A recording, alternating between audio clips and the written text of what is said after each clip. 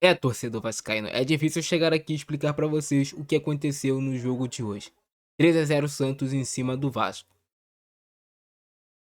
É completamente desanimador. Um jogo São Januário que eu tenho certeza que você, que eu, que todos nós vascaínos contávamos com os 3 pontos para sair dessa zona de rebaixamento.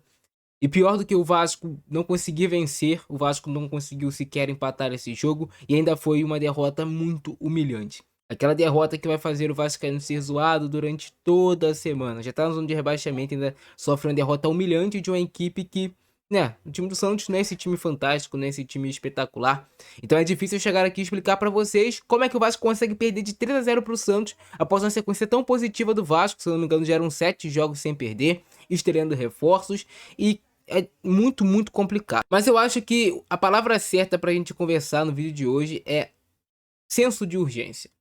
O Vasco não está tendo um senso de urgência nessa janela de transferências. A gente sabe que o Vasco não tem dinheiro infinito para gastar em contratações, mas o Vasco não se reforça aonde precisa contratar de forma urgente. O campo está mostrando isso. O Vasco continua sem contratar um centroavante, o Vasco continua sem contratar mais um ponta. E são necessidades urgentes, que hoje, com certeza, agravaram e mostraram para a diretoria que o Vasco precisa de um jogador que chegue pronto para jogar do meio para frente. Chegue pronto para mudar a situação do time. Um jogo que parecia que o gol do Vasco sairia naturalmente em algum momento. Mas quem vai fazer o gol? Quem do Vasco vai fazer o gol? O Santos veio para isso, para jogar no contra-ataque. Pro Santos, cara, se eles conseguissem um empate hoje ali em São Januário, pela postura do time deles, já era um resultado positivo. Você impede o adversário direto de crescer na competição. Só que pro Santos foi aquela vitória para lavar a alma, né? Que com certeza vai trazer motivação pros jogadores, pra torcida, para eles terem uma sequência no campeonato. E a verdade é que tu vê a postura do torcedor do Vasco, não vou nem falar dos jogadores no final do jogo, e a postura é, cara, de, sabe, a gente já tá acostumado com isso. Já virou normal nos últimos anos, o torcedor do Vasco. Acordar cedo no domingo, ir pra São Januário e ver o time passar essa vergonha, derrotas acachapantes. Recentemente o Vasco tomou foi um 3 ou 4 a 0 do Bragantino em São Januário. E agora toma do Santos. Como um time quer subir na tabela, quer deixar de brigar contra o rebaixamento, sendo que não vence dentro de casa e não vence fora. Se não me engano, já é o 7º ou 8º jogo de Campeonato Brasileiro que o Vasco não consegue vencer. E aí temos um confronto agora contra o Palmeiras. O jogo que era pra ter pontuado era agora. Pontuava contra o Santos. Tentava buscar um empate lá contra o Palmeiras. Já não seria resultados ruins. Mas esse resultado obriga o Vasco de todas as maneiras a conseguir um resultado positivo lá contra o Palmeiras no Allianz Parque. E aí um time que toma 3 a 0 do Santos vai conseguir? Um time que hoje do Vasco teve modificações que eu discordei do Pedro Emanuel. Quando a gente vem aqui pro nosso quadro tático entender o que aconteceu na partida de hoje e por que o Vasco sofreu essa derrota cachapante pro Santos, a gente tem que entender que o Vasco hoje manteve a mesma estrutura tática que vinha utilizando em outros jogos. Esse foi o time titular do Vasco nesse jogo.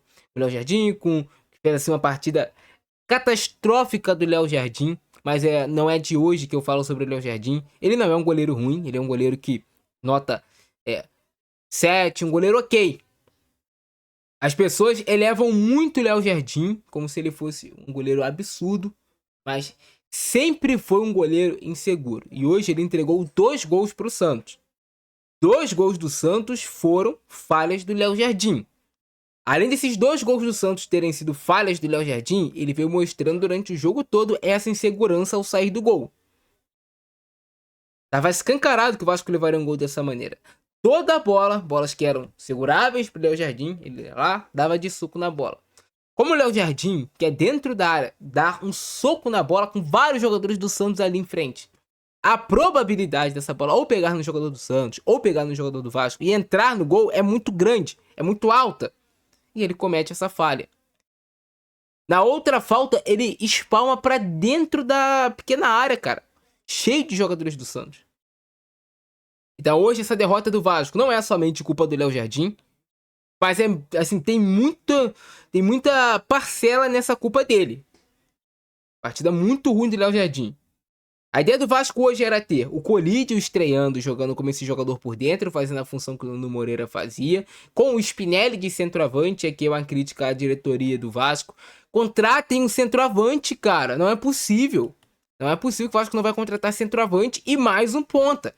Hoje deu pra gente ver de fato que o Colídio ele é um meia, ele não é um ponta, ele não tem velocidade. Jogada de contra-ataque, jogada de transição rápida, o Colídio é um jogador que ele tem muito mais cadência, ele não tem essa força, essa velocidade, por mais que tenha sido somente a estreia dele. E o Spinelli briga, mas não tem presença de área e não produz nada de perigoso. O jogo todo do Spinelli é assim. Então a ideia dele era ter o Gomes por dentro, o Colídio por dentro, o Thiago Mendes por dentro, o Tietchan por dentro, e você tinha o Jair para fazer essa saída de bola naquela mesma estrutura. Piton amplitude, Paulo Henrique amplitude, enquanto o Santos marcava um 4-4-2. Nesse 4-4-2 do Santos, o Neymar e o Gabigol sobravam. Então o Vasco tinha uma superioridade numérica e conseguia construir de forma até tranquila. O Santos não pressionava o Vasco lá em cima. Quando tentava pressionar, tinha espaço no meio de campo. Então o desenho do jogo era o Vasco com posse de bola, se impondo, tentando construir, tentando fazer um gol. O Santos fechava bem a marcação, não dava espaço para o Vasco construir por dentro. Aqui outra crítica, né? Um jogo abaixo do Tietchan. O Tietchan que perdeu um gol muito feito quando era para o Vasco conseguir sair na frente do placar. Um Thiago Mendes hoje que fez um jogo abaixo, é bem verdade. Mas mesmo assim o Vasco no primeiro tempo conseguiu ser o dono do jogo, mas não o dono do jogo completamente, porque o Santos teve oportunidade de gol, e desde o começo da partida se mostrava um jogo perigoso, um Vasco muito exposto. E aí, ainda no começo da partida, o Jair sente e o Vasco perde muito em saída de bola sem o Jair. Perde muito sem um controlador de jogo. Entra o Sousa, característica diferente. Para quem viu minha análise aqui no canal, eu expliquei para vocês. O Sousa é marcador, o Sousa fecha espaço, o Sousa é bom no jogo aéreo, mas o Sousa construindo o jogo ele é pior do que o Jair. Então o Vasco perde esse cara que fazia a saída de bola sair limpa. O Sousa, ele não tem a mesma qualidade de passe que o Jair para construir vertical, para arrastar, para conseguir encontrar o meio livre. É uma característica diferente de jogador. E o Vasco perde o Jair e continua o Tietchan em campo. Continua o Vasco sem opções no meio de campo. Sem opções, cara. Sem opções de um jogador mais criativo. E o Vasco sente e começa a ter menos controle, começa a produzir menos também sem o Jair. Mas o jogo ia se mostrava perigoso com a possibilidade do Gabigol. Gabriel Barbosa, no caso, tem a possibilidade, ele perde a primeira. É uma bola, podemos falar que vadia, bola rebatida, mas o Santos chegava com perigo pela exposição também do Vasco, que atacava com muita gente e era exposto a um certo ponto ali. Mas o Vasco ainda controlou parte do jogo no primeiro tempo, mesmo sem produzir com tanto perigo para o Santos. No segundo tempo, eu acreditava que o Vasco conseguiria se impor mais, só que o Vasco não conseguiu essa imposição. Mas mesmo assim, o Vasco conseguia construir com perigo pelos lados do campo, com Andrés Gomes, com Paulo Henrique, principalmente por aqui, e teve a grande oportunidade de gol do Vasco. O Vasco teve duas grandes oportunidades de gol, na verdade, nessa partida. Mas a primeira aparece com o Tietchan pisando na área, uma jogada de linha de fundo, se eu não me engano foi do Paulo Henrique, cruza para trás. E o Tietchan perde o gol, cara. Ele perde. Aquilo ali é gol perdido. Ele tem tanto preciosismo pra ajeitar o corpo, pra tentar bater, que ele não finaliza bem. Ele finaliza mal, perde o gol. Então o Vasco já poderia estar na frente do placar naquele momento. O que acontece? O Santos continua perigoso nos contra-ataques, mas o Vasco tem outra possibilidade. O Robert Renan livre aparece, uma jogada mais de sobra de escanteio, quando o Andrés Gomes ganha, vai na linha de fundo, faz o cruzamento, o Robert Renan não faz o gol, mas se tu reparar, tinha pelo menos ali uns 3 jogadores do Vasco com possibilidade de alguém empurrar aquela bola para dentro do gol. Ninguém consegue colocar a bola para dentro da baliza adversária. E o Santos continua vivo no jogo. O Santos não fazia uma grande partida. O Santos tinha muita dificuldade de reter bola, tinha muita dificuldade de atacar o Vasco de forma mais estruturada, mas continuava sendo perigoso nos contra-ataques, como qualquer time vai ser perigoso nos contra-ataques. Em uma jogada de desatenção do Vasco, eu tenho que falar que é desatenção, o Roleiser sobrava livre naquela entrada ali da área, mais ou menos, e o Robert Renan vai saltar para tentar se antecipar, fazer que ele não receba essa bola livre de frente para o gol do Vasco. Só que o Robert Renan não consegue chegar na bola. Basicamente, ele quase fura ali a cabeçada, o Roleiser consegue esse toque de cabeça. E uma substituição que o Pedro Emanuel fez, ele colocou o Piton pro banco de reservas. O Piton que fez um jogo abaixo de novo, para quem critica o Cuiabano, ter o Piton, eu acho que fica escancarado a diferença que é. O Cuiabano pode não ser um primor tecnicamente, que ele não é, mas o Piton é ruim tecnicamente, está em um momento ruim tecnicamente e marcando também não tá bem. Então o Vasco perde com o Piton. Esse lado esquerdo do Vasco perdeu muito com o Piton e o Colídio entrando muito pra dentro. O Vasco não tinha profundidade pelaquele lado. E quando tinha, o Piton cruzava mal, quando tentava ter.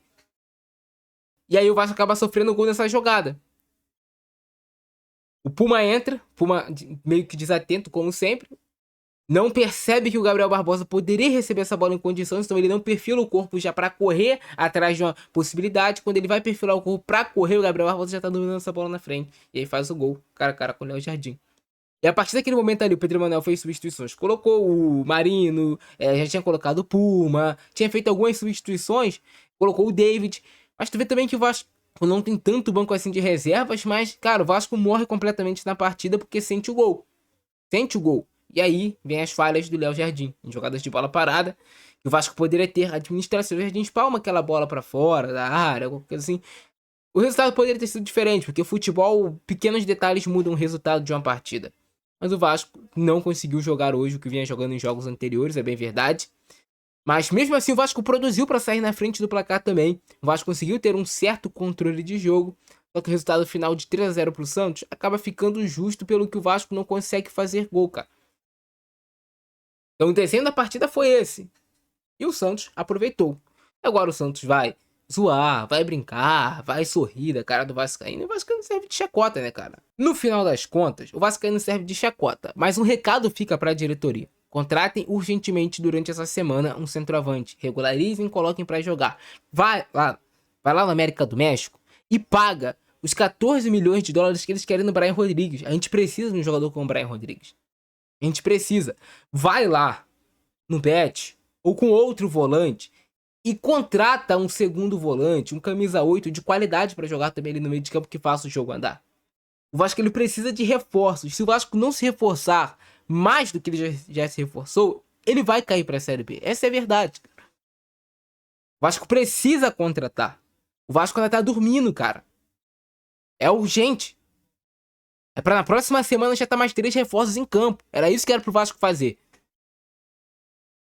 Ou a gente vai cair ou brigar até o último minuto contra o rebaixamento dessa maneira. Muitos jogadores desse elenco do Vasco se mostram, muitas vezes, fracos mentalmente e que chamam a fracasso no futebol. Mas eu tô curioso para ver também as explicações do Pedro Emanuel na entrevista coletiva dele. É muito triste, é muito frustrante, cara, porque o torcedor do Vasco, ele acorda, que ele vai pro jogo, é porque ele ama esse clube. Mas enquanto o Vasco não tiver uma mudança grande, uma reestruturação também no seu elenco, algumas peças saírem, as coisas não vão mudar. Não vão mudar, não vão andar no Vasco. Felizmente é isso. Quero saber a opinião de vocês aí embaixo. Para você, quem foi o pior em campo no jogo de hoje? Por que o Vasco não conseguiu vencer? Concordam comigo com a minha análise? Falta atacante, falta mais um ponta. O Léo Jardim foi muito comprometedor no jogo de hoje também. Mas era um jogo que era pro Vasco ter saído na frente, que o Vasco teve mais o controle do que o Santos. É isso. Fui.